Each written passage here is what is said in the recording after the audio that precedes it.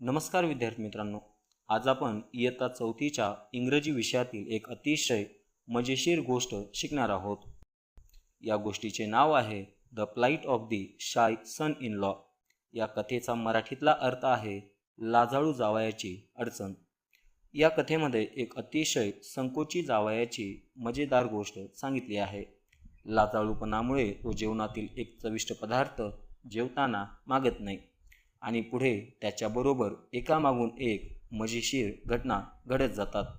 चला तर मग ही मजेशीर कथा सोप्या मराठी अर्थासह आणि महत्त्वाच्या शब्दांच्या अर्थासह समजून घेऊया. Once a man had gone to bring his wife from her parents home where she had gone for a short visit. एकदा एक माणूस काही दिवसांसाठी माहेरी गेलेल्या त्याच्या पत्नीला घरी आणण्यासाठी तिच्या आईवडिलांच्या घरी गेला. At dinner, his mother-in-law served a meal, but the man felt very shy and put his hand over his plate, suggesting that he did not want it. रात्रीच्या जेवणाच्या वेळी त्याच्या सासूबाईंनी त्याला जेवण वाढले, पण त्या जावयाला खूप लाज वाटत होती. त्यामुळे त्याने वाढला जाणारा पदार्थ नको आहे हे दाखवण्यासाठी ताटावर हात ठेवला. But accidentally a few drops from this spoon fell on his hand. He licked away the drops and found the dish very tasty. पण चुकून चमच्यातील काही थेंब त्याच्या हातावर पडले. त्याने ते थेंब चाटून पाहिले. तो पदार्थ त्याला खूप चविष्ट असल्याचे जाणवले. He was sorry now that he had not accepted the dish. He wished that it would be served again. But since he had refused it the first time, it was not brought in front of him again. आता त्याला तो पदार्थ न घेतल्याची खंत वाटू लागली. तो पदार्थ पुन्हा वाढला जावा अशी त्याची इच्छा होती, पण पहिल्यांदा त्याने तो पदार्थ घेण्यास नकार दिला. यामुळे तो पदार्थ त्याला पुन्हा वाढण्यात आला नाही. And he could not ask for it because he was feeling very shy. पण त्याला खूप लाज वाटत असल्याने तो पदार्थ पुन्हा मागू शकला नाही. In olden days, men were as shy of their parents-in-law as women were of their in-laws. पूर्वीच्या काळी स्त्रियांना जितका संकोच त्यांच्या सासरच्या मंडळींसमोर वाटत असे, तितकाच संकोच पुरुषांनाही आपल्या सासू सासऱ्यांसमोर वाटत असे. But the man could not control his desire to eat the dish. So at night he told his wife about it. She said, "Go to the attic. There is a pot full of it." त्या जावयाला तो चविष्ट पदार्थ खाण्याची इच्छा आवरता आली नाही, म्हणून रात्री त्याने आपल्या पत्नीला त्या पदार्थाबद्दल सांगितले. ती म्हणाली, "तुम्ही माळ्यावर जा. तिथे त्या पदार्थाने भरलेले एक भांडे ठेवले आहे." At midnight he crept up to the attic and picked up the pot. He held it high up to pour some of it into his mouth. मध्यरात्री तो हळूच माळ्यावर गेला. त्याने ते भांडे उचलले. भांडे वर उचलून पदार्थ तोंडात ओतण्याचा त्याने प्रयत्न केला. But alas, the pot slipped from his grasp and broke and all the sticky liquid fell on his head. दुर्दैवाने ते भांडे त्याच्या हातातून निसटले आणि जमिनीवर आदळून फुटले. त्यातील सर्व चिकट पदार्थ त्याच्या डोक्यावर सांडला गेला. His clothes were also smeared with it. The man was in a fix and did not know what to do. त्याचे कपडे त्या पदार्थाने माखले गेले. त्या पदार्थाचे डाग त्याच्या कपड्यावर दिसू लागले. आता तो माणूस मोठ्या अडचणीत सापडला होता. काय करावे हे त्याला अजिबात सुचत नव्हते. He suddenly saw a heap of cotton nearby and got an idea.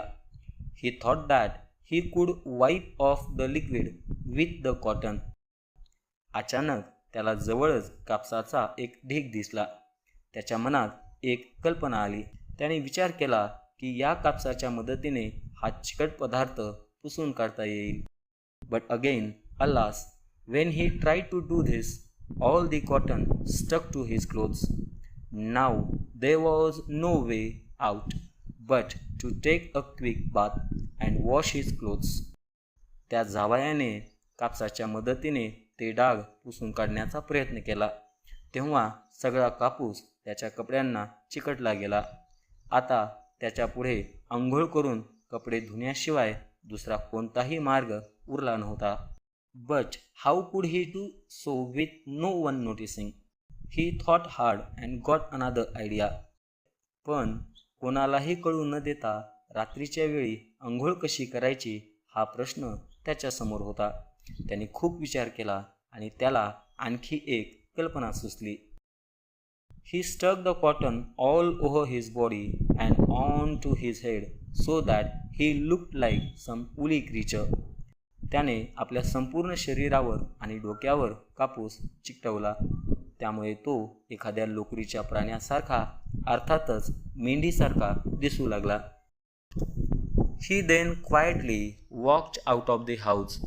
His in-laws possessed a small herd of sheep, so he went to the pen and hid himself amongst them. त्यानंतर तो हळूच घराबाहेर पडला. त्याच्या सासरच्या मंडळींकडे मेंढ्यांचा एक छोटासा कळप होता. त्यानंतर तो जावाई मेंढ्यांच्या गोठ्यात गेला आणि त्या मेंढ्यांमध्ये लपून बसला. Just before daybreak, he would go to the river and have a bath. But on that particular night, a thief came to steal a sheep. पहाट होण्याच्या अगोदर नदीवर जाऊन आंघोळ करायची असा विचार त्याने केला होता. पण त्या रात्री एक चोर मेंढ्या चोरण्यासाठी तेथे आला. The thief naturally wanted the heaviest one, so he lifted each sheep one by one to find the heaviest. चोराला साहजिकच सर्वात जास्त वजनाची मेंढी हवी होती, म्हणून सर्वात जास्त वजनाची मेंढी कोणती आहे हे पाहण्यासाठी त्याने एक एक मेंढी उचलून पाहिली. When he lifted the son-in-law, who he thought was a sheep, he found him to be the heaviest, and so he carried him away. त्याने जावयाला मेंढी समजून वर उचलले. तो सर्वात जड असल्याचे त्याच्या लक्षात आले. त्यामुळे चोर त्याला उचलून आपल्यासोबत घेऊन जाऊ लागला. After walking some distance, the thief got tired and was about to put the sheep down on the ground. Thinking that thief would throw him down, the son-in-law said, "Please put me down gently." काही अंतर चालल्यानंतर तो चोर आता थकला होता. तो ती मेंढी जमिनीवर खाली ठेवणारच होता. चोर आपल्याला आपटून देईल याची भीती जावयाला वाटू लागली. यामुळे तो मोठ्याने म्हणाला, "कृपया मला हळूच खाली ठेवा." The thief got so scared that he threw him down and ran away. चोर इतका घाबरला की त्याने त्या जावयाला खाली फेकून दिले आणि तेथून पळून गेला. Moral of the story: excessive shyness can sometimes put us in difficult and funny situations. The story also teaches us that we should communicate our needs instead of suffering silently because of shyness. या गोष्टीतून आपल्याला काय संदेश मिळतो? जास्त लाजाळूपणामुळे कधीकधी आपण अडचणीत सापडू शकतो आणि आपल्यासोबत मजेशीर प्रसंगही घडू शकतात. आपण आपल्या गरजा स्पष्टपणे सांगायला हव्यात. तुम्ही सर्वांनी हा व्हिडिओ शेवटपर्यंत पाहिलात त्याबद्दल तुम्हा सर्वांचे मनपूर्वक आभार. व्हिडिओ आवडला असल्यास व्हिडिओला लाईक करा. अशाच प्रकारचे नवनवीन व्हिडिओज पाहण्यासाठी आमचे चॅनल सबस्क्राईब करा. चला तर मग पुन्हा एकदा भेटूया पुन्हा एका नव्या व्हिडिओमध्ये. धन्यवाद.